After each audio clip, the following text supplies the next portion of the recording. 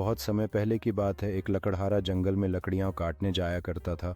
एक दिन वह पेड़ काटने लगा तो अचानक एक पेड़ बोल उठा, "ओ लकड़हारे, मुझे मत काटो, मैं एक जादुई पेड़ हूँ। अगर तुम मुझे छोड़ दोगे तो मैं तुम्हें सोना और चांदी दूंगा।" लकड़हारे को विश्वास नहीं हुआ, लेकिन उसने पेड़ को छोड़ दिया। तभी पेड़ ने अपना वादा पूरा किया और लकड़हारे के पैरों के पास सोने के सिक्के बरसा दिए। लकड़हारा बहुत खुश हुआ और ईमानदारी से जितना ज़रूरत थी उतना ही लेकर चला गया। अगले दिन जब वह फिर आया तो पेड़ ने उसे फिर सिक्के दिए। अब लकड़हारा सुखी जीवन जीने लगा।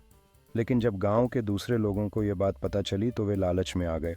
उन्होंने पेड़ को काटने की कोशिश की ताकि सारा खजाना पा सकें। जैसे ही उन्होंने कुल्हाड़ी चलाई, पेड़ अचानक गायब हो गया और खजाना भी हमेशा के लिए चला गया।